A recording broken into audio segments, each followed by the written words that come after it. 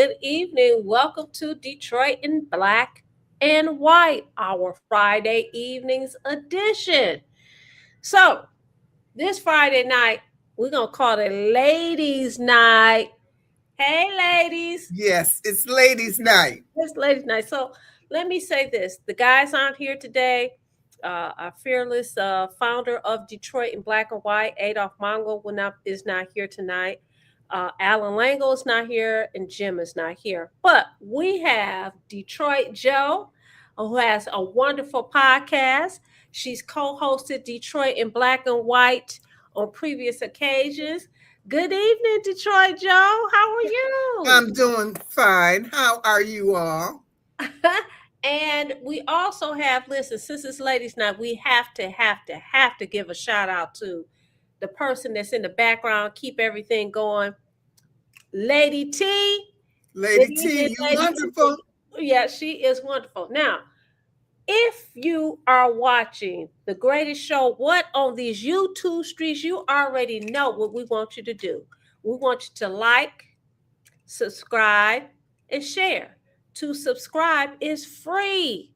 You can also join us by making comments in the comment section, or you could come on into the room. You can use your camera on your phone, put it up to this link, and come on into the room. First, I want to give a shout out to, let's see, Dwayla Boyce, Jill Sheridan, Janet Overall, Edward Alt. It was somebody else, Deborah Harris. She was the first one on this evening. So shout out to you guys and tell your friends about Detroit in Black and White. The other thing I want to do before we get started is this. Somebody is celebrating a birthday. And that person will be Detroit Joe. So I want you all to give Detroit Joe a happy birthday shout out. Happy birthday, Joe. Thank you so much. I've been so blessed to live in a great city and teach some great students. I love Detroit. I do too. And you know what? I love Detroit, and guess what? Sometimes, I get mad at Detroit, but Yes. I'm like Dorothy. Dorothy and the Wizard of Oz. I tell people that all the time. There's no place like home. Listen, we got less is more. He says greetings, Black sisters. I know that's right. Janice Luck, hello everyone. Oh, G Money Hollywood. Hey, what's up, G Money? Thank you so much for joining us this evening. So when Joe and I talked earlier today, we said we want an upbeat show. Detroit in Black and White, we always talk about the latest and sometimes not so great news about what's going on in city Detroit or what's going on in the United States, what's going on in the world.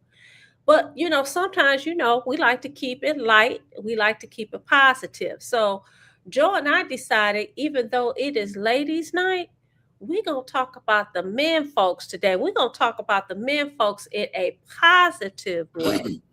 So, Joe, I want to start off with you. We have Father's Day that's coming up, and we're going to acknowledge Father's Day. So, I'm going to ask you to give us a story about your father. But before I ask you that, let me ask your opinion. Why is it that you think that, do you believe that fathers are undervalued in society? Absolutely. And why do you think it is? We don't honor them. We throw them into one group and say, they ain't no good. Mm-hmm. You're going to be just like your daddy. Mm-hmm. They act like that no father pays his child support. Mm-hmm. No father is doing anything positive, or there's no father in their picture, and that's not the truth. Mm-hmm. Which goes into my story. Okay. It's long, but I'll try to make it short. Okay. Back in 1958, people did not divorce, especially not Black folks. Mm-hmm. My parents had married, had 2 girls, and they divorced. So Daddy was legally, and I read the paperwork because I actually have it, puts him out of out of the house. Mom, who is a veteran, World War II whack, sees life different. So she goes down and because they tell her her daddy's got to pay X amount of money in child support. And one day she said, John doesn't need to pay me anything because he took care of Joe's her dental bill. And the man, big hillbilly, said to her, woman, I told you that's not the way that we do it here. Now, so he spoke to her wrong, but she'd obviously had some type of run-in with him before. And my mother said, take him off of your rolls. We will not be coming back. And he said, aren't you on welfare? She said, I told you before. I pay your salary. So daddy and mom, mostly daddy, hired a full-time live-in maid. Back then, black folks didn't work for black folks, especially maids. So you go down to the agency and you get the leftovers that the white folks had, which meant those people were alcoholics or just crazy. Oh, wow. Daddy would fire them so quick. If he noticed something, when he would come there to visit, because he was there almost every day, if he saw something, or I said, Daddy, the lady, she locked us out. Daddy would say, ma'am, pack up the stuff and then go. So my parents decided, even though they are divorced, they would get a bigger house where Daddy would have his own space and she could have hers. And Daddy was the one, because he was more of the mothering type. Mm-hmm. Got us off to school, cooked us breakfast, shined our saddle shoes. When I left my lunch, Daddy would bring it or go to Sanders and buy me a lunch. He ran the whole household. Mom was more the educator, the financial person. When I was having trouble with, math and my parents could not do it, Daddy would always say, send them to the nuns, and that the nuns would, tutor us. He was the mother and the father. Now, as a child, I did notice this, and I felt a little ashamed. Why? I thought that only mothers were supposed to be doing all the things that Daddy was doing. Mm-hmm. He was doing the laundry. He'd put it up. He'll say, Joe, take the clothes off of the line. And I would spend the whole day with him if I was not in school, because my sister was older. Mm-hmm. So I kind of hung with him. So I was ashamed because we were not like the people who were on TV.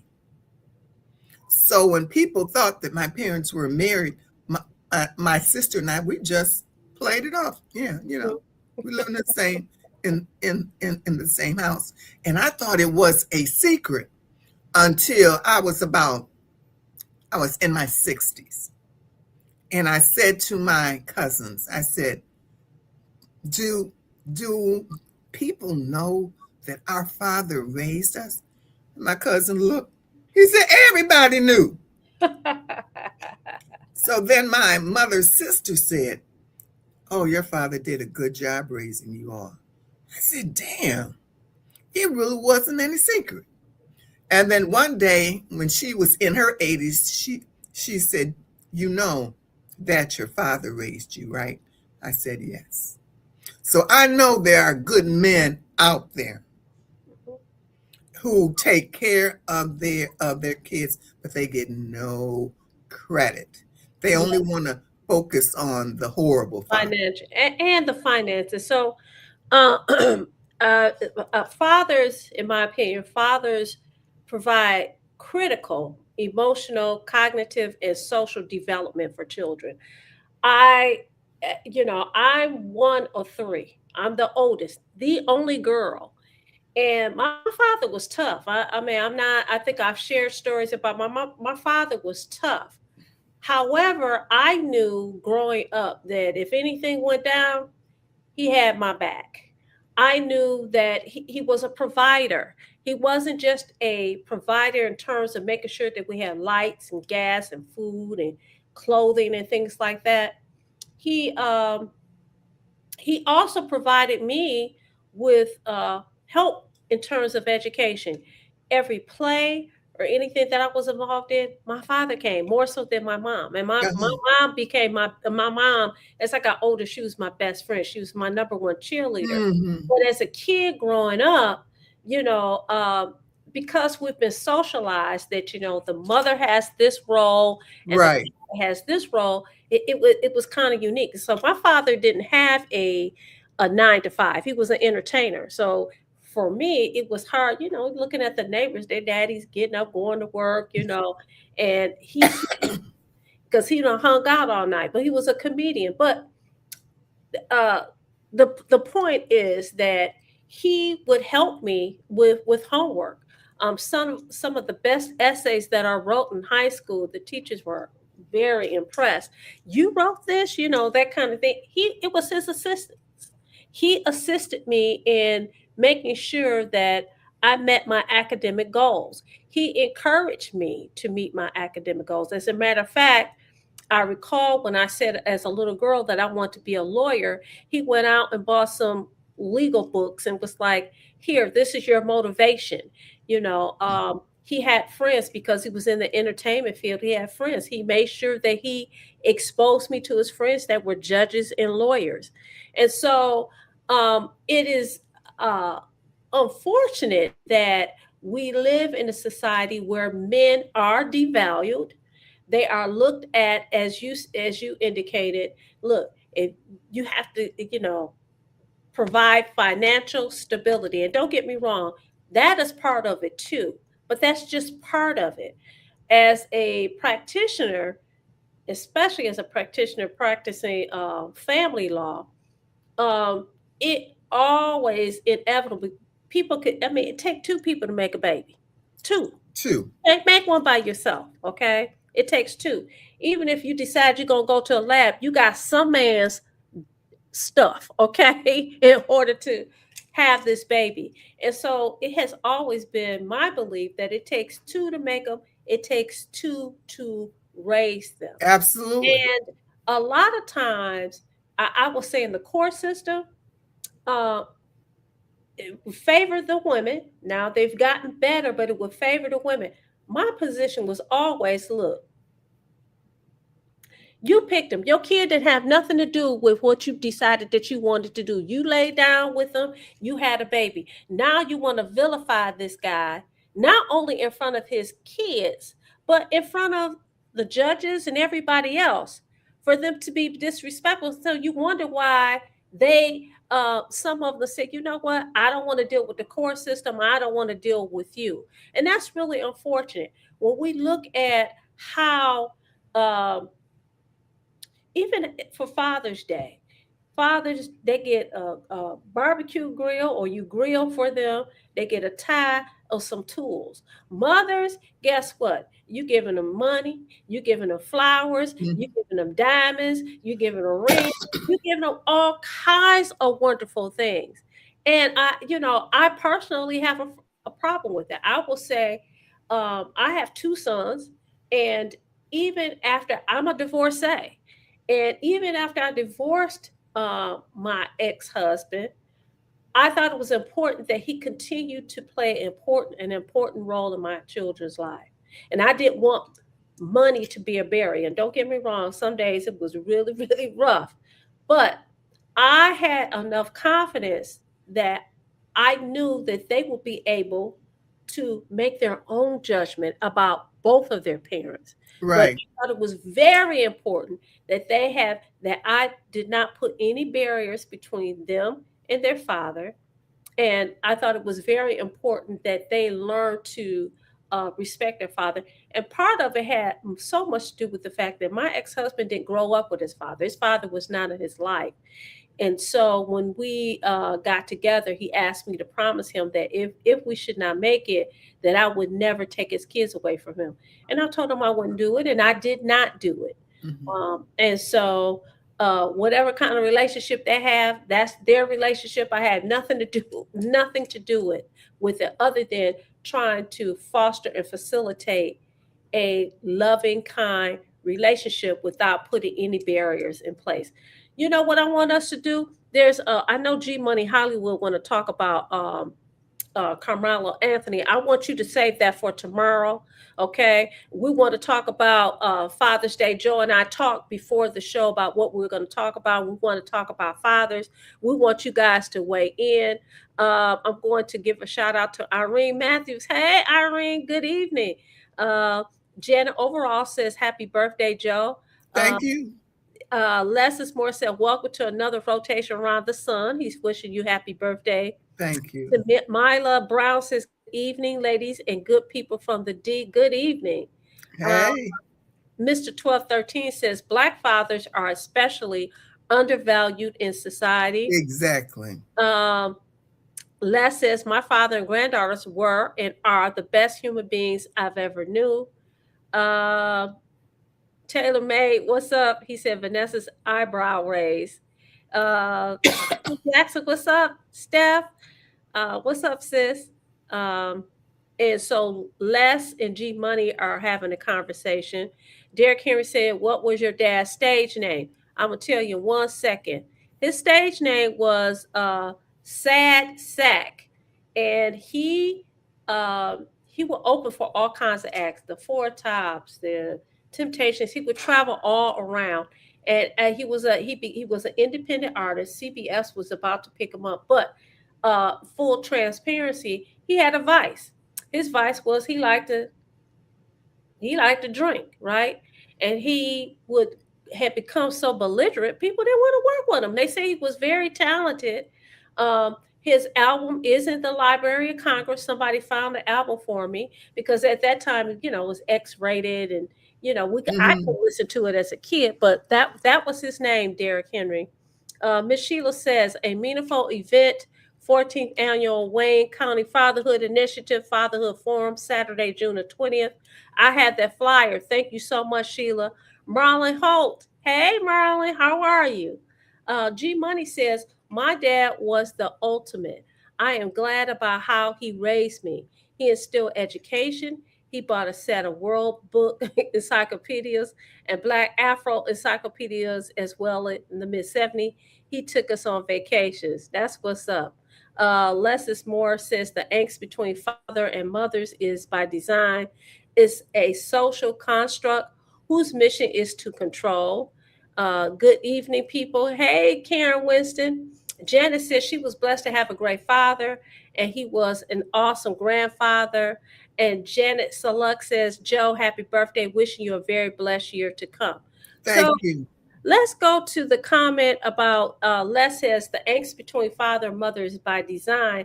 It's a social construct whose mission is to control. What do you think about that, Joe? They're probably right.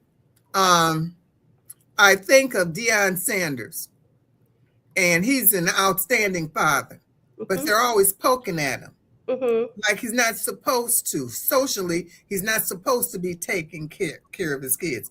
You do what you want. Those are your children. Mm-hmm. And I think that Deion Sanders is, wonderful. Um, there's a basketball player who he impregnated this one woman, and he paid her $1 million, maybe more, to give him his son, and she took it. And you see them at all other games when I'm watching TV, and I'll see him and his son. He's raising his son. There are a lot of people, but society acts like that's not the way they want it to be. Well, it's not about they. Mm-hmm. It is about the people who end up having them. So Yep. we have to change our whole mindset. I agree. I have a friend that is a wealthy man, and one day we were, and his daughter would come and visit, and she didn't want to go back home, so she stayed with her father, and he was paying child support. And I said, "What you paying child support for? Hmm. You paying child support to a woman that she and her new husband have more money than what you had." And but that was the way society had set it up then, you know. Yeah. Well, I I'm gonna ask you to put a pin in it, and we're gonna come back to Detroit Black and White. We're gonna go to a break, and we'll come back and we'll resume the conversation talking about fathers. Yes. Hi, I'm Eric Sabri, your Wayne County Treasurer. Are you living in the home of a deceased family member and you're facing property tax foreclosure, or maybe you know someone who's in the same situation? The probate process may be helpful to you. If you file a probate petition and notify our office, the foreclosure proceedings will be halted during the probate process. We have several nonprofit partners who have free attorneys who can assist you. Contact our office, 313-224-5990, or email us at taxinfo@waynecounty.com. Don't lose your family property. Some of these properties have been in the family for 4 or 5 generations. Contact us now. We're here to help.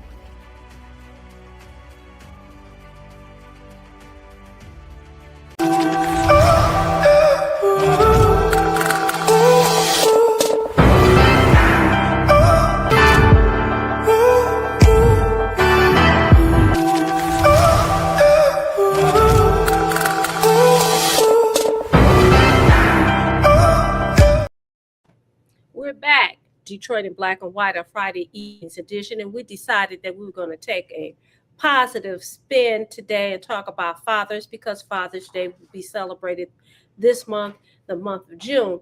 You know, speaking of fathers, recently, I don't know if you or anybody that's watching Detroit in Black and White watched the movie Michael Jackson movie where they talked about Michael Jackson, and they actually, there was uh, talk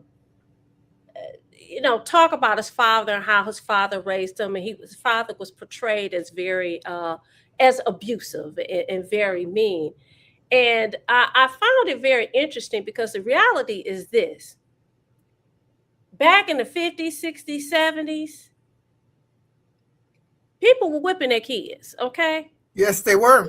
teachers was whipping their kids. But Yes, let me they say were. this: if you want to talk about Mr. Joe Jackson, the reality is he disciplined those kids to become, and Michael Jackson was one of the greatest artists in the world.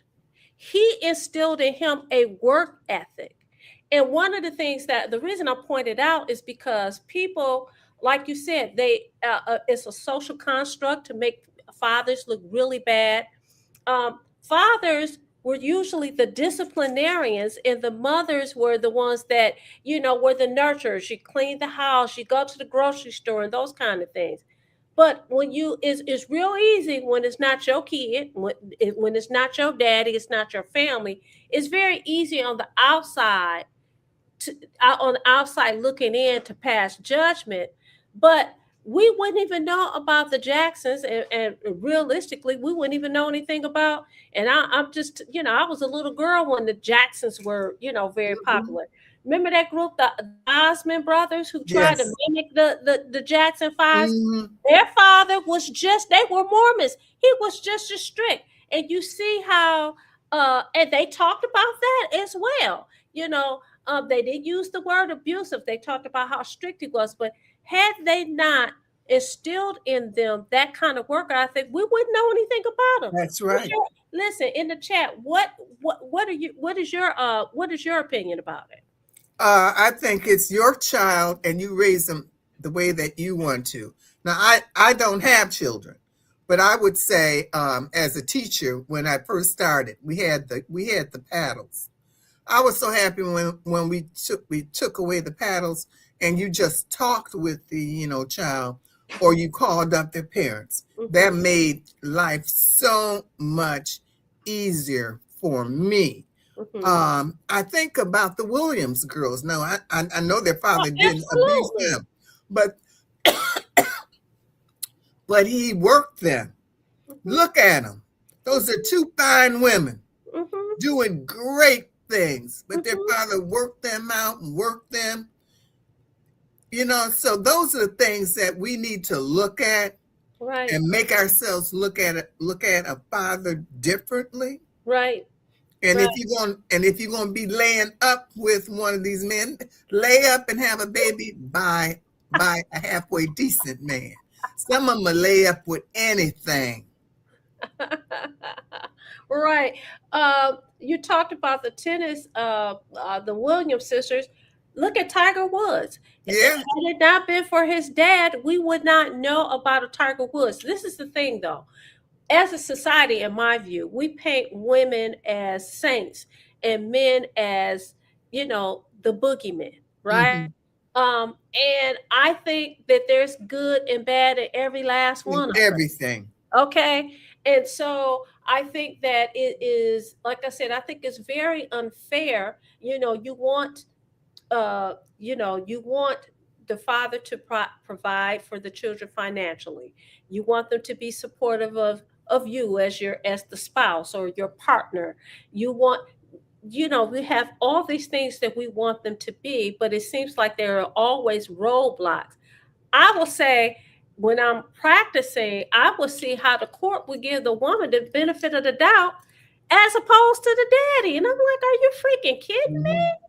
Are you freaking kidding? I had a guy who went to court, and I was young then, young in practice. And this guy went to court and he wanted more parenting time with his son. He was in his 40s, so he was considered older, having a Yeah. child, and he was really excited about having a child. But he and the mom didn't get along. So his work schedule was one in which would allow him to have the child during the day. The mother worked during the day. Dad was off during the day, and he worked in the afternoon, over in the night. And I'll never forget that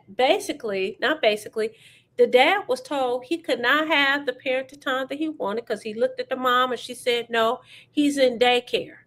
My position is they're not teaching him to be a rocket scientist in daycare. He's 2 years old. The court is here to help facilitate a loving relationship and a bond between the father and between the parents and the child. He can provide for that child, and even if she wants the child in daycare, it could be a couple of days of the week. They said no, no. Now my client acted a fool. I'll never forget. He said he kept asking the judge, could he have something? Could he say something? And the judge kept saying, you have an attorney here. She's your voice. It wasn't a judge. It was a referee. She's your voice. And he kept hitting the gavel on the podium. And my client was just relentless. He was like, can I say something? He said, Your Honor, can I please say something? And the referee said, no, you have an attorney. He said about 4 times, okay, what is it that you want to say? And he said, hell hath no fury like a woman scorned. I died laughing. I couldn't hold my laugh. I could not hold it. I died laughing. And of course, the referee got mad at me, but that should never be. And that has always resonated with me because here's her dad who took her to court. He didn't ask. Listen, he said, I don't even want you to look at my child support, whatever it is. I'm not asking for it to be lowered. I'll give her whatever she wants or whatever she needs to raise my son. I just want to have access to my child. I do not believe that we should use family, court, or anything else to block kids from having a relationship with their dad. That's crazy to me. And that's what society does, especially with Black men. When I read, when a person dies, you get a chance to read all of their paperwork. and I found my parents' marriage license, their divorce papers, and then this one little paper slipped out. It was on that onion skin paper that lawyers used to use, and it was the coldest, cruelest letter that I have ever read. Mm. And it said that my mother got this, and that, and that my father had to vacate the house by a certain time. And then I started thinking about the day that my father moved out and Mhm. how horrible that it was. Now, I was no more than 4, but I can remember that. Then my mother found out that she could not raise her daughters. But I Mhm. was with daddy until I went to school. Then I was not with him every single day. Mhm. But every single day, daddy would come and pick me up because daddy was a underground worker. Mhm. Mom was above the ground.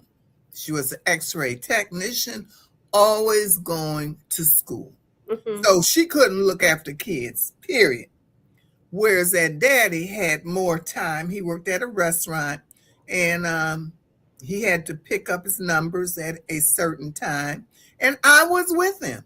Mhm. I had people tell me, your father changed your diapers on the bar, Mhm. because I was in and out of places like the Three Sixes. Mhm. I took part in Paradise Valley, Mhm. which is probably why I hate the gentrifiers so much. I was trying to figure out, why do I hate these people so much?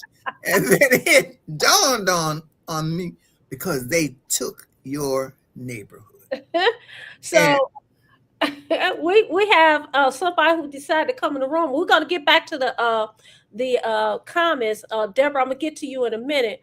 But Miss Sheila, welcome to Detroit Black and White. Thank you for coming on into the room. What you have to say, Miss Sheila? I just wanted to thank you guys for just talking about relationships with mothers and fathers. And I had the pleasure of starting an organization called Sisters Against Deadbeat Parent. And I'm going to say it again, parent, Mm-hmm. because I always felt that women has the ability to have the baby and make the final call. Okay. So I didn't just put it on the father, but a lot of guys is just passing through. And we, as women, sometimes we let our guards down and we want to choose a man through having babies, you know. But I say that to say, when I had the organization, my board was all men. Oh And wow. yeah, it was all men. And one thing about men, they'll give you the money and put you with the contact, but they ain't gonna get out there and scrape and scramble, like you need to do to bring some things, to fruition.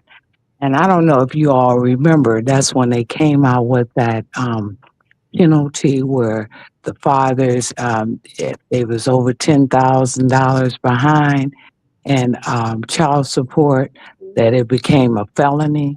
Do Mm-hmm. you do you guys remember that? Oh, I remember it absolutely.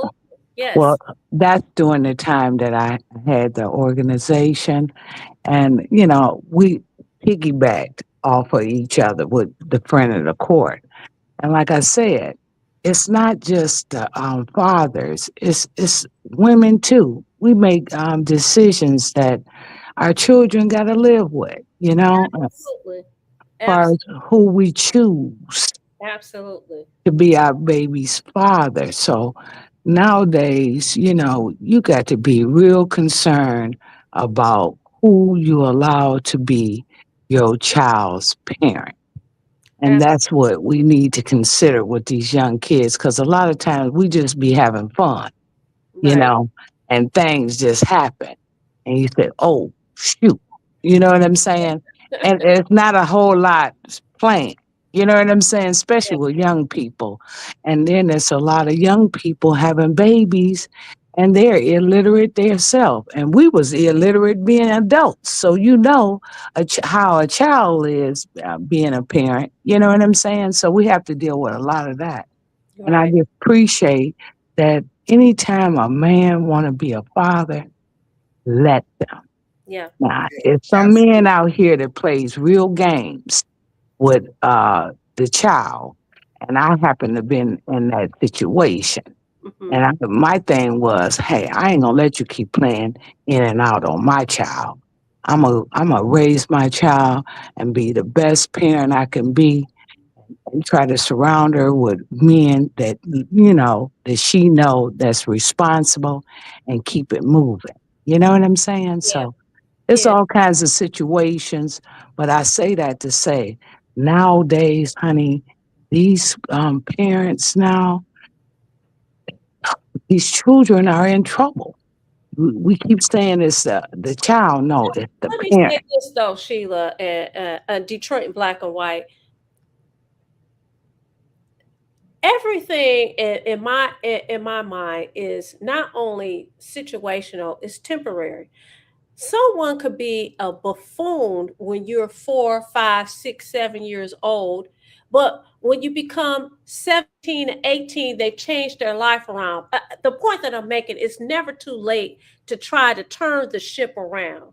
And I do think that we bear responsibilities because, again, as I said earlier, children don't pick their parents. The parents are the ones who pick what they want to do.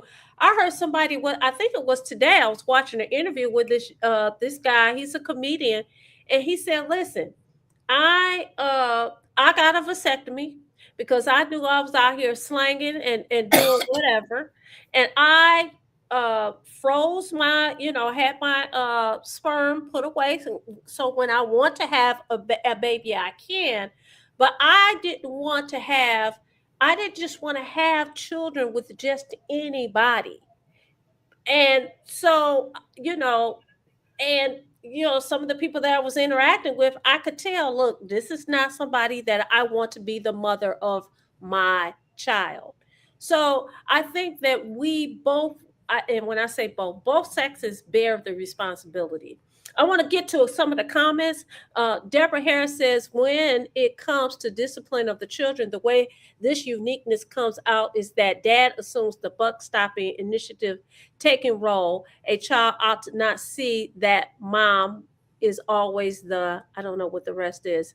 Um, she says, but fathers bear a unique responsibility, are given unique responsibility in the marriage to lead, protect, and provide for a wife. Those three things, and the children are watching this. Lessons Moore says just one stern, solid belt lick will change a child's mind real quick. G I Money believe that. G Money says, I am a huge tennis fan, and most black men and women who play the sport have their fathers present, and the media never acknowledged it. It's all about the mom, and the dads go overlooked. Look at the Williams. Good point. Uh, Someone made sure that we said they talked about the Williams sisters. Marlon Holt says, you get what you put in as a parent. Don't get on your deathbed acting like parent of the year, but you were an absentee parent. It's a new day. Kids are watching. Thank you for your comment. Karen Winston said, "Oh my goodness." Les says, "My dad replaced physical discipline with fear." Dory Denard says, "In the Asian world, they call it a tiger mom, strict disciplinarian." Mr. Duckett said, "Hey, Mr. Duckett, good evening. Good evening, Mr. Duckett." Mr. G Money says, "Not only the Williams, look at Coco Golf, Naomi Osaka, Ben Shelton, and Francis Tiafoe. All of their dads are at the matches, and the media is hush, hush. I know black men are good dads, point blank." Les says, sadly, so many mothers have intentionally ruined the relationship with father and son in particular. Taylor May says Sonny Wilson's spot. I guess he was asking, responded to you, Joe. One of them, yep, Daddy. I knew Sonny Wilson very, very well. Okay. Marla says, my paternal grandmother was a saint in my mind. Deborah Harris says she loves your story about your father. It was beautiful. Marlon Holt says, my body, my choice. Right, right. Les says, both fathers and mothers are pawns of a racist, barbaric system. G says, my dad used to book the numbers too. I went on this route with him every day when he picked me up from kindergarten and also go to the racetrack with him. We had a lot of fun. He spent quality time with us. Yes. Okay. So one of the things that, somebody else I'm going to point out, their father went to prison, but their father was the motivation for them to do what they're doing, what they're doing today. And that would be Clarissa Shields. Clarissa Shields' father, even though her grandmother raised her most of her life, her father had a definite impact on her life and in terms of steering her in the direction of boxing. But people really don't want to talk about that. And this girl she's on fire. So we have to give credit where credit is due. We don't do that enough. No. Marlon, you talk about your grandparents. Listen, my grandparents, my maternal grandparents, because my father didn't. That's another thing I was going to say. My father didn't know his father, okay? And so it was important to him that he said to my mom, when we have kids, I want to be a father to my children. I don't want a divorced family. I want to be there for my children. And I found myself, I did the same thing that my mother did. I made sure no matter what was going through, look, that's your daddy. I didn't make you by myself because I think it is very important. I do. We're going to take a break and we're going to come back. Detroit Black and White. We're talking about fathers and the importance of fathers. Hi, I'm Eric Sabri, your Wayne County Treasurer. If you're living in the home of a deceased family member and you're facing property tax foreclosure, the probate process can be helpful to you. If you file a probate petition and notify our office, the foreclosure proceedings will be halted during the probate process. Contact us at 313-224-5990 or email us at taxinfo@waynecounty.com. We're here to help.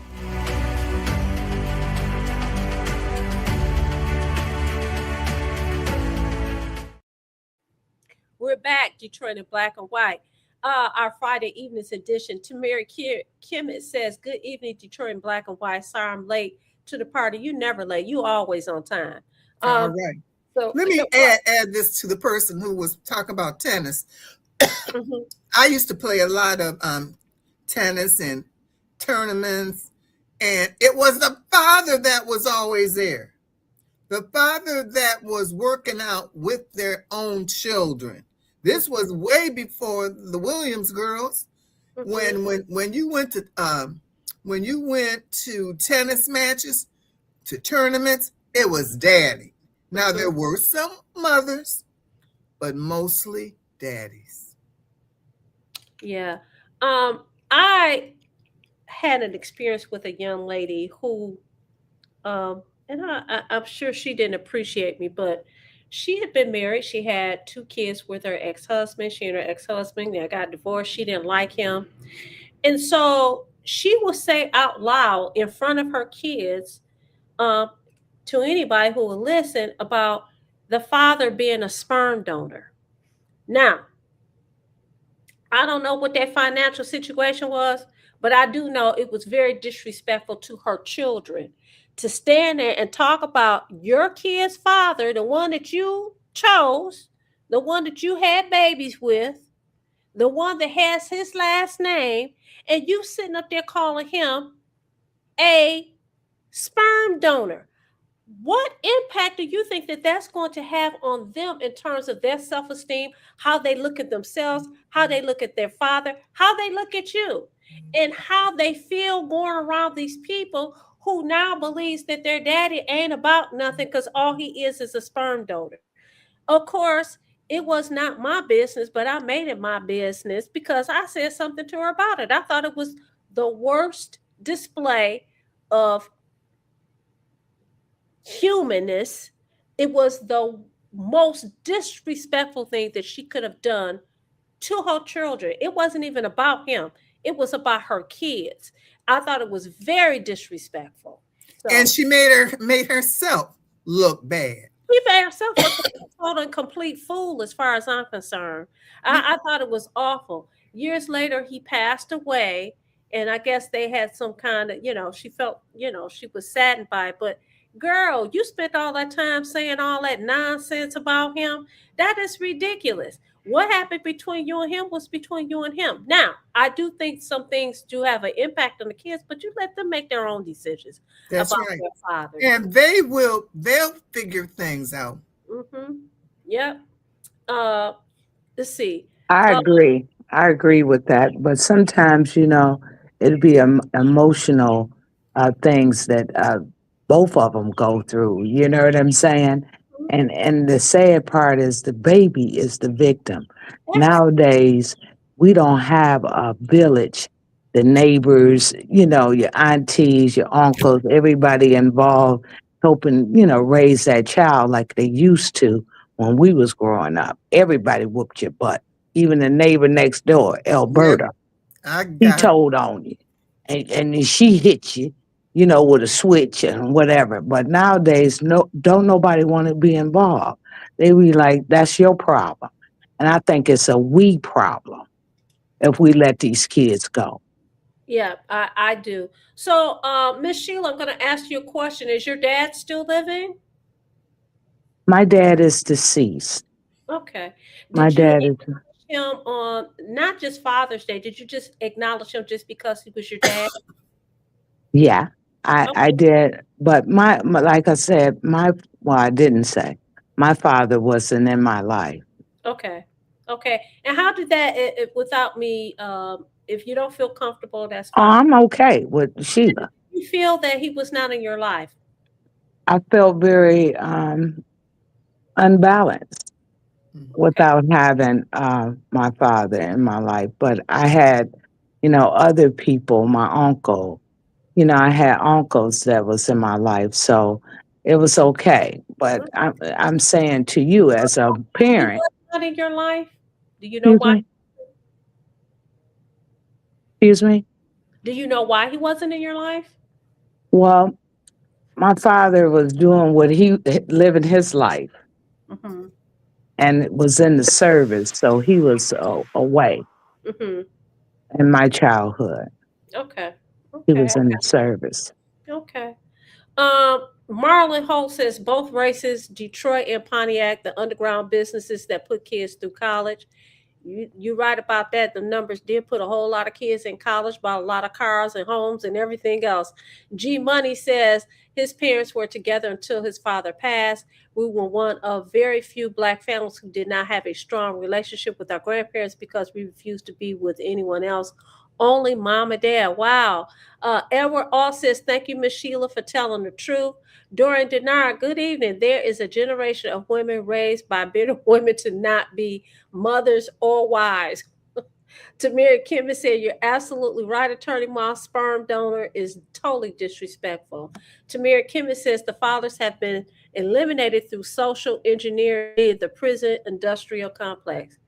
That is so true. That is so It true. is. It is, and it's very sad. I think there are some programs where they try to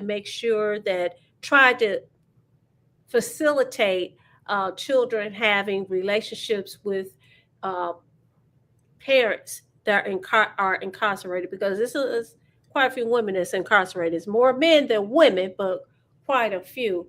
And that too can be traumatic for kids that are growing up. I don't know if anybody has had the experience of going to meet somebody that's incarcerated, going to meet with them, but I would tell you, uh, hearing those bars, the gates closing and locked up, it's a very unnerving feeling.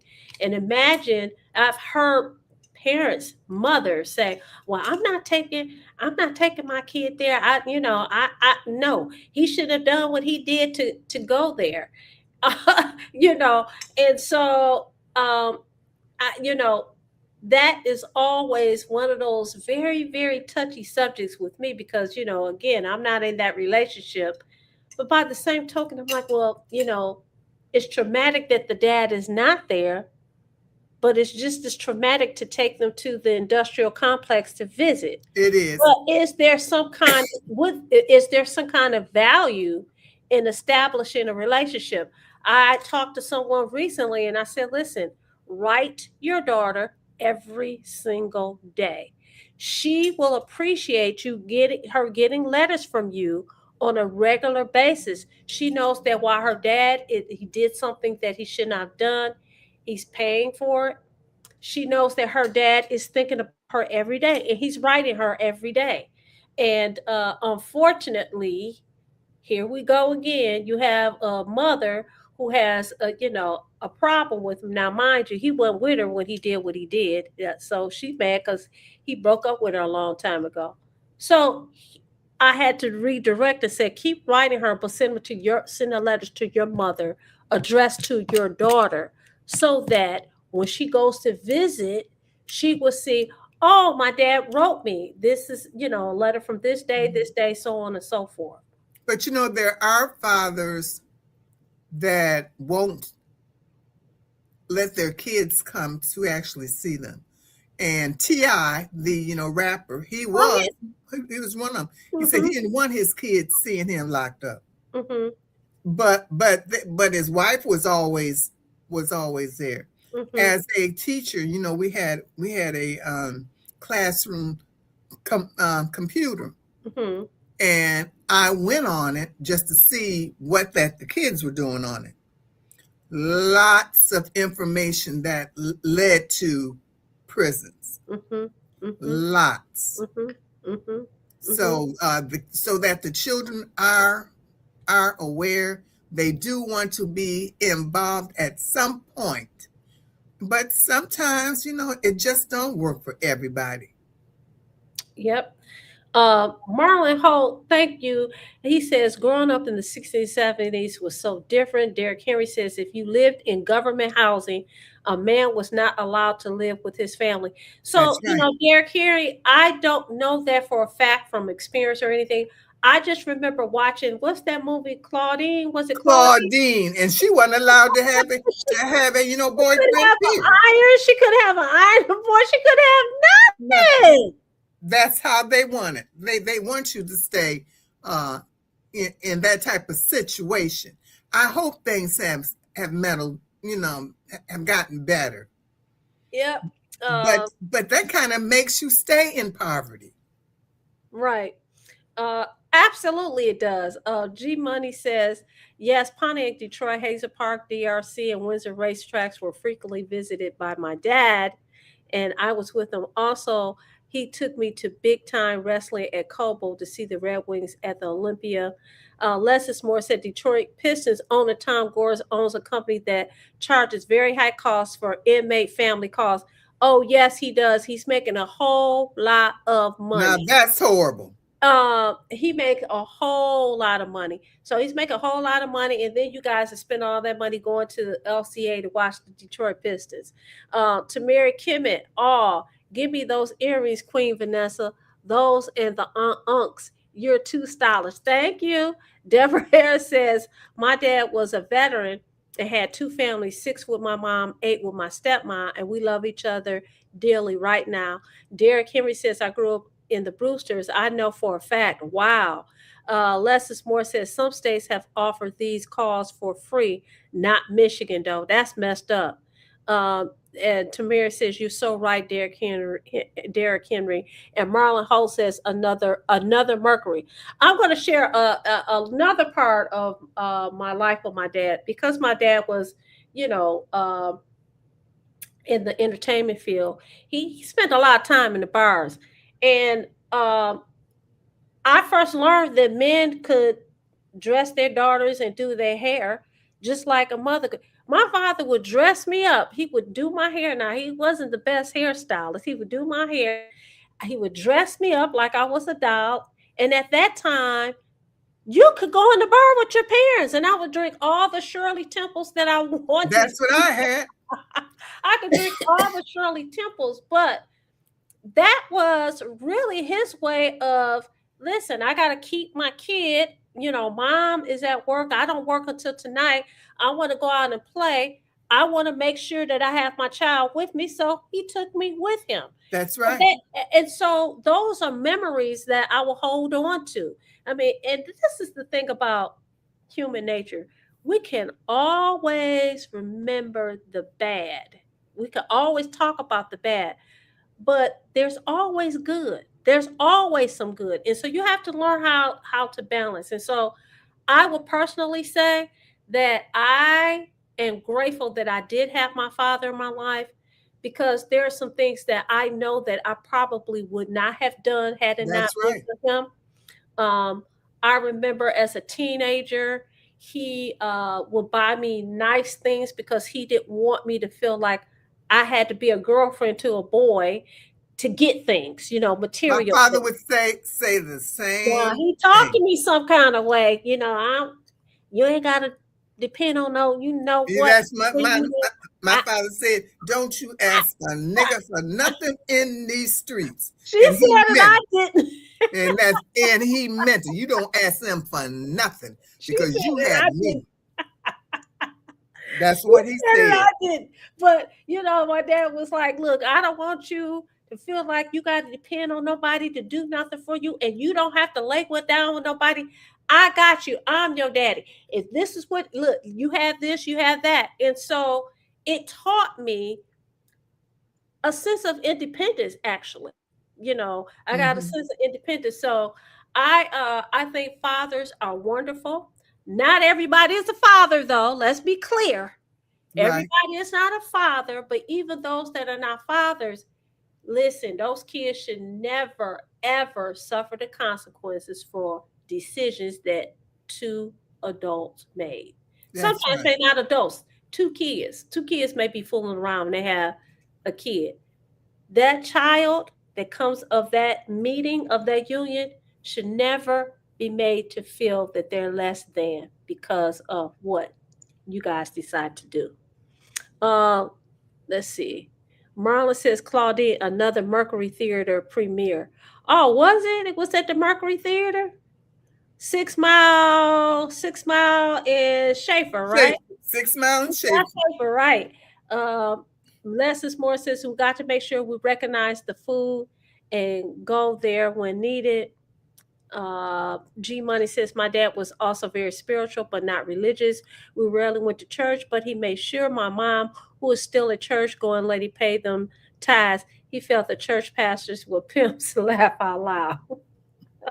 A lot of men feel that way about ministers. I don't know what Yeah. that's all about, Well, but if you were in the underground, there was some pastors that were in the underground with you.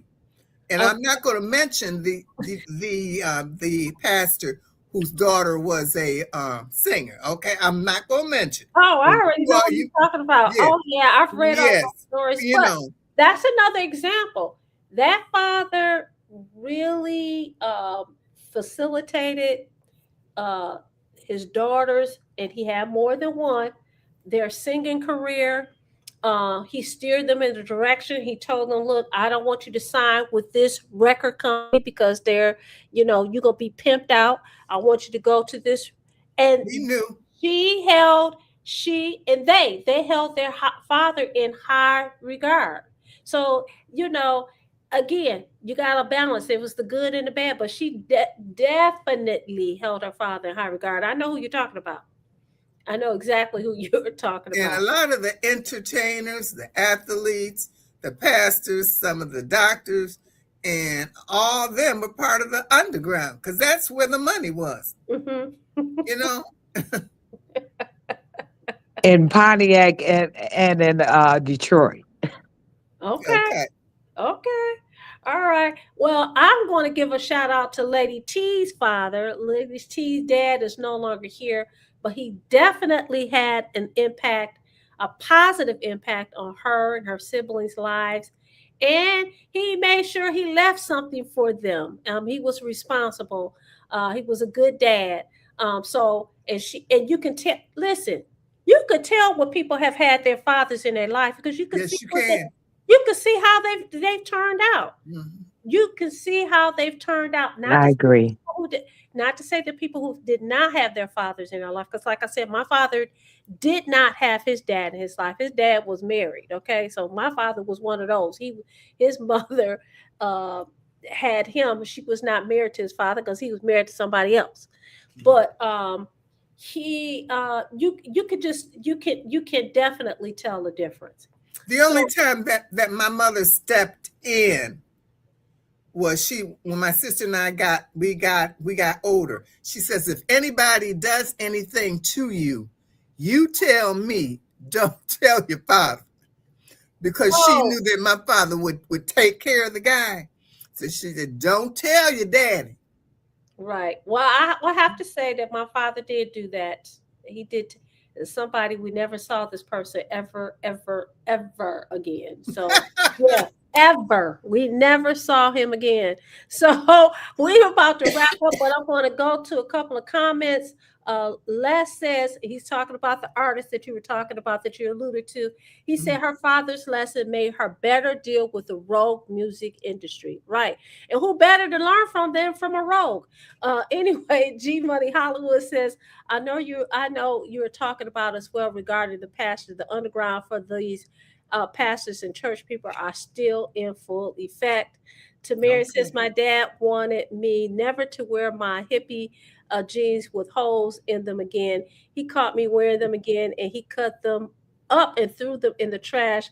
I fished them out and sewn them back up. Oh, you was a rebel. Kenneth Reed said, my aunt worked with a house of size where all of the entertainers came through there. So we are at our 9:30 mark. We're going to tell everybody, thank you so much for joining us this Friday evening on Detroit Black and White. You could come back tomorrow morning. Adolph will be on the show tomorrow. I don't know who else will be on the show tomorrow, but we'll be back again tomorrow morning at 10 o'clock. Happy birthday, Detroit Joe. Thank you. Thank you so much for co-hosting this show. And thank you so much for saying, I loved it. This is what we should talk about today. We love you all. We'll see you tomorrow morning. Thank you, Lady T. We love you. Bye.